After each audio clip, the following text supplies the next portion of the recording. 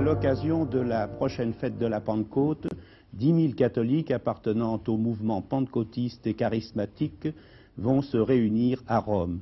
Ils étaient beaucoup plus nombreux l'an dernier aux États-Unis avec le cardinal Sunens dans une grande manifestation qui s'est déroulée, comme on vient de le voir sur ces images, sur un stade. Oui, ils étaient 35 000 l'an dernier, j'y étais, car chaque année, ça avait grandi depuis la première année où ils étaient une cinquantaine, jusqu'à 35 000 l'an dernier. Mais à Rome, eh bien, c'est le problème, combien de lits disponibles? Alors on a contingenté à 10 000. Bien, alors Père Laurentin, vous connaissez bien, vous, ce mouvement pentecôtiste. Vous venez de nous dire que vous aviez participé à leur grand rassemblement l'an dernier aux États-Unis et vous avez consacré aux pentecôtistes un ouvrage qui vient d'être édité chez Beauchesne. Cet ouvrage a pour titre « Pentecôtisme chez les catholiques ». Et je crois que ce titre ne vous plaît pas beaucoup, car le mot pentecôtisme... Oui, il fallait en prendre un. Et c'est le titre que les pentecôtistes catholiques ont pris à l'origine. Puis ça choquait, ça créait des confusions, aussi bien pour les catholiques que pour les pentecôtismes apparus en 1900, au début du siècle. Alors, ils sont appelés mouvements charismatiques. Mais des gens comme le Père Congar disent qu'ils ont l'air d'accaparer les charismes, c'est pas bien. Alors, on ne sait plus très bien comment dire. Alors, j'ai pris... ou plutôt l'éditeur a choisi, parce que pour mes amis j'aurais préféré ne pas le prendre, a choisi ce titre parce que historiquement c'est vrai, c'est ce pentecôtisme, catholicisme, un courant nouveau qui est authentiquement catholique, mais qui bénéficie de toute l'expérience de Pentecôte, qui est quelque chose d'extrêmement riche. Bon, nous verrons dans quelques instants ce qu'est ce pentecôtisme, mais auparavant, je crois que le mouvement dans son ensemble, dont nous avons déjà parlé d'ailleurs, mérite qu'il soit mieux connu. Oui, parce que j'ai posé pas mal de questions en travaillant et en allant voir de près. Oui, alors, rappelez-nous en gros en quoi consiste ce mouvement, quel est ce phénomène de renouveau spirituel qui se manifeste un peu partout. Au fond, c'est dans une époque d'un petit peu de morosité chez les catholiques, une redécouverte de l'esprit, que l'esprit est toujours vivant, qu'il est même puissant, comme même disent les Américains, enfin, qui transforme les vies, qui convertit, et ça rassemble les gens, ça fait naître un tas de choses, ça fait renaître plutôt, vous voyez, toutes les réalités de la Bible, mais aussi toutes les réalités de l'Église. Enfin, il y a des gens du mouvement charismatique qui vivent en communauté, il y en a qui vivent dans le mariage en majorité, mais il y en a beaucoup qui redécouvrent le célibat, un célibat laïque, très engagé et très rigoureux. Oui, mais vous n'avez pas l'impression que, Père Laurentin, qu'on retombe un peu dans le problème des sectes avec ces mouvements charismatiques? Ça pourrait être un risque, mais vraiment, ils n'ont pas l'esprit de secte, parce que c'est toute porte ouverte. Moi, c'est ça qui m'a frappé dans ce mouvement, là où c'est la branche authentique du mouvement. Toutes les portes sont toujours ouvertes tout le temps. Puis alors, il n'y a pas d'excès, en ce sens, bon, ils parlent en langue, ça trouble, ça choque un petit peu les gens. Se parler en langue qui quand même a existé à la Pentecôte, qui a existé au temps de Saint Paul. J'ai jamais vu de parler en langue, vous voyez, qui dure plus d'une minute. Ça commence tranquillement, c'est pas extatique, et ça finit également tranquillement. Oui, mais enfin, parler en langue, c'est un peu abscon. Qu'est-ce que c'est exactement que parler en langue? Alors là, c'est la grosse question. J'ai essayé d'analyser en point de vue linguistique, psychologique et tout ça. Je dirais, en gros, quoi, parler en langue, c'est un langage qui, à mon avis, n'est pas une langue. Vous voyez, on m'a raconté certains cas où des gens auraient parlé une langue extraordinaire, enfin, où des gens seraient mis à parler, puis quelqu'un aurait reconnu c'est l'hébreu ou c'est ceci. Il n'y a jamais eu de stricte démonstration. Il y a eu beaucoup d'enregistrements de magnétophones qui ont été faits par des gens qui étaient venus là. Jamais ça n'a révélé une langue étrangère. Oui, mais enfin, comment ça se manifeste? Comment ça se manifeste? En général, c'est une chose collective. Comme à la Pentecôte, d'ailleurs, où ils sont mis à parler en langue tous à la fois. Il y a quelqu'un qui commence, puis ça s'élève comme une espèce de musique. Ça devrait être la cacophonie. Il commence quoi, Père Laurentin? Mais il commence à chantonner, enfin, vous voyez, ça fait comme un chantonnement avec des syllabes quand même qui sont prononcées. Mais des syllabes qui n'appartiennent à aucune langue, c'est des espèces d'onomatopées. Ah, alors là, il faudrait distinguer, parce que, vous voyez, j'ai donné des exemples, n'est-ce pas? Et par exemple, sur le livre ici, j'ai donné deux exemples. Une langue étrangère et une transcription de magnétophone. Eh bien, un linguiste ne peut pratiquement pas distinguer, ou alors il faudrait des mois d'études pour savoir lesquelles. Vous voyez, c'est quand même une langue structurée. Sauf chez des gens, si vous voulez, qui font une espèce d'accompagnement musical, d'expression à leur nom syllabique, lorsqu'ils sont pris dans la collectivité. Moi, je parle pas en langue, mais quand tout le monde chante en langue dans un groupe, j'ai envie de chanter avec eux. Enfin, vous voyez, car c'est musical. Vous faites quoi? Tralalala, c'est ça un peu? Bah, je ne sais pas. Vous savez, on est pris par l'ambiance et on fait ce que... On sent bien qu'on ne peut pas faire n'importe quoi. Enfin, on est porté, quoi, vous voyez. Enfin, ça a des analogies avec des musiciens de jazz qui improvisent, si vous voulez. Ce qui me frappe, c'est que même à 30 000 ou à un petit groupe, jamais je n'ai vu de choses cacophoniques. Et quelquefois, c'était très beau. À Houston, j'ai vu des choses dans un groupe, justement, qui étaient des gens qui étaient musiciens. C'était vraiment extraordinaire. Bon, seconde particularité... C'est une louange de Dieu, vous voyez, ça qu'il faut dire. C'est quand la louange ne suffit plus des mots, ça part. Ben. C'est ça. Quand nos mots sont impuissants, voilà, sont insuffisants, il y a quelque chose qui surgit. Et tout ça. Oui.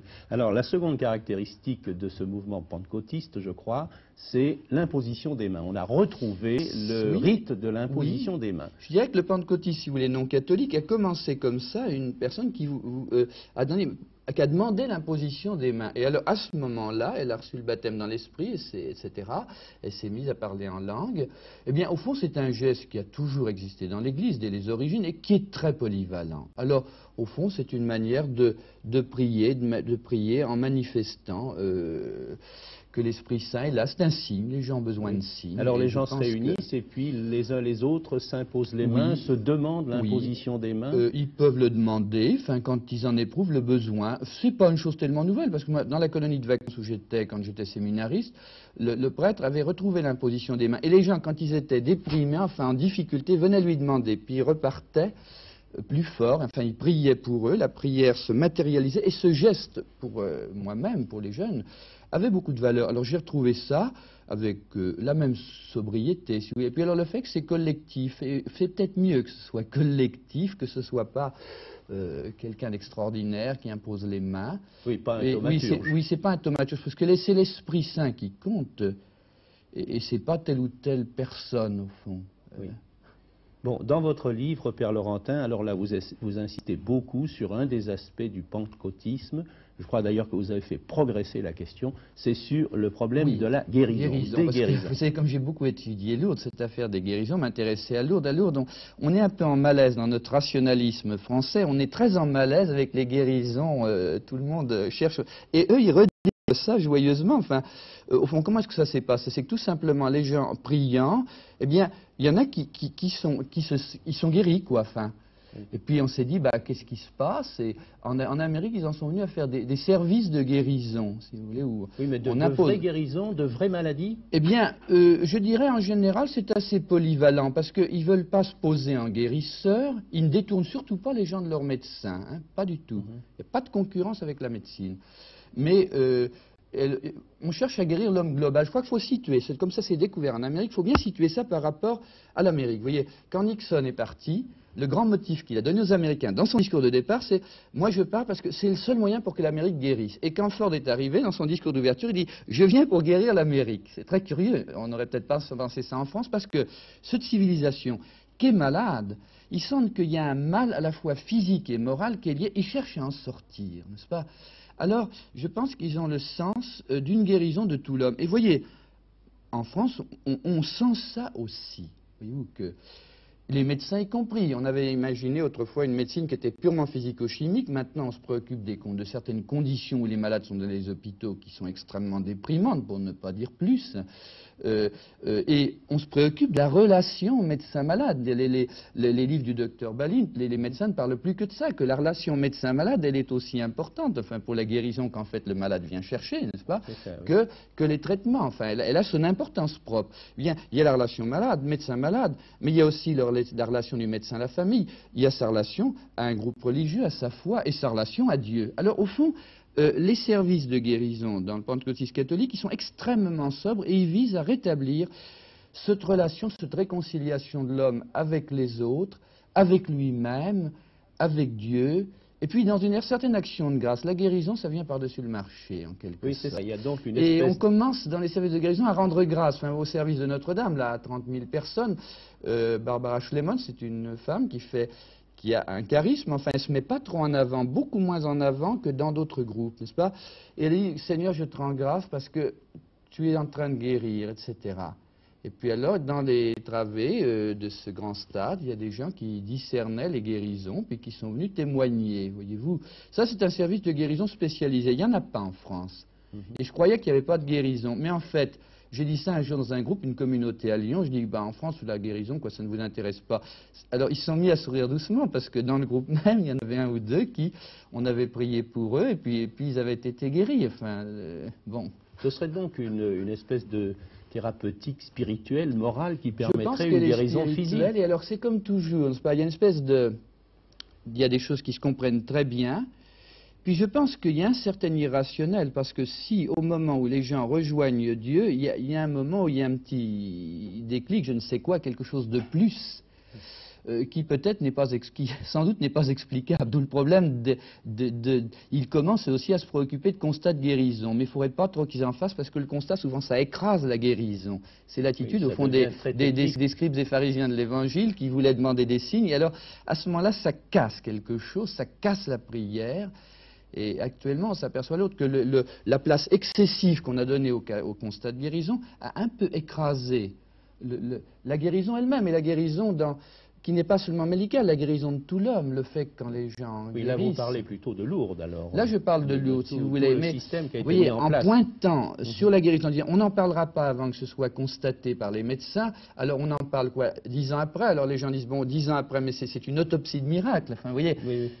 Alors, actuellement, je souhaite, je crois qu'il y aura une rencontre justement entre les gens qui font cette expérience neuve et puis Lourdes. Je pense que ce sont des expériences, Lourdes est née de la même façon et que la rencontre peut être extrêmement intéressante pour résoudre leurs problèmes respectifs, pour eux le problème du constat, parce que quelquefois on en raconte un peu trop dans le mouvement charismatique et un peu facilement. Et puis à Lourdes qu'on retrouve ce sens, enfin... que l'amour guérit, comme disent les charismatiques, l'amour de Dieu et l'amour des hommes, c'est vrai, hein, les gens qui vivent dans un amour authentique, je pense que ça arrange beaucoup de choses. Et même quelquefois, si le physique n'est pas entièrement guéri, on supporte énormément de choses avec le sourire, hein, et avec une capacité d'agir, de se dévouer. Père Laurentin, votre livre porte tout de même un sous-titre à propos duquel je vous demanderai de vous expliquer. Vous dites risque et avenir. Alors, risque et avenir du pentecôtisme. Les risques d'abord. Oui, les risques. Alors, il y avait un recenseur un petit peu pressé qui avait dit que j'étais tellement enthousiaste que je n'avais pas parlé des risques. Alors, il y a tout un chapitre sur les risques et dans le titre.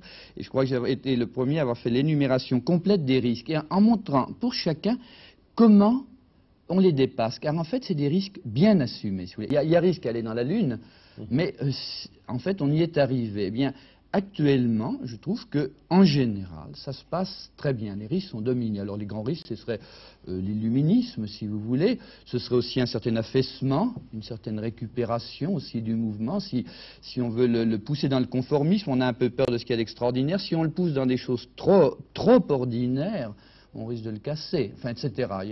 J'étais arrivé à une vingtaine de risques, je les ai concentrés en une douzaine, et en montrant comment on s'en tirait, car actuellement, ça va bien.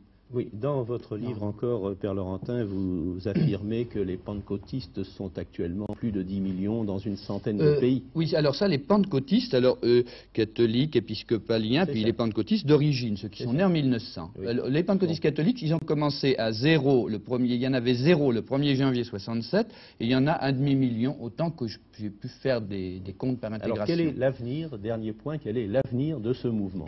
Eh bien, l'avenir, je crois que ce n'est pas un avenir d'un mouvement qui voudrait durer comme mouvement et se mettre sur le pinacle. Ce serait tout simplement si, en vivant intensément ce qu'ils vivent, ils apportent à l'Église un nouveau sens, que l'Esprit est là, que l'Esprit Saint est là, que Dieu est bon, que la prière, enfin, le sens de la prière et le sens de tout le rayonnement de la prière, y compris, vous voyez, dans l'action, l'engagement. Et ce qui m'a beaucoup frappé, c'est que dans les groupes authentiques, eh bien, il y a des engagements qui vont très loin. Il y a des engagements, je raconte les engagements sur le racisme à Houston, eh bien, c'est vraiment des choses de la meilleure qualité que j'ai vues dans la matière. Père Laurentin, je vous remercie. Je rappelle le titre de votre livre, Pentecôtisme chez les catholiques, publié chez Beauchesne.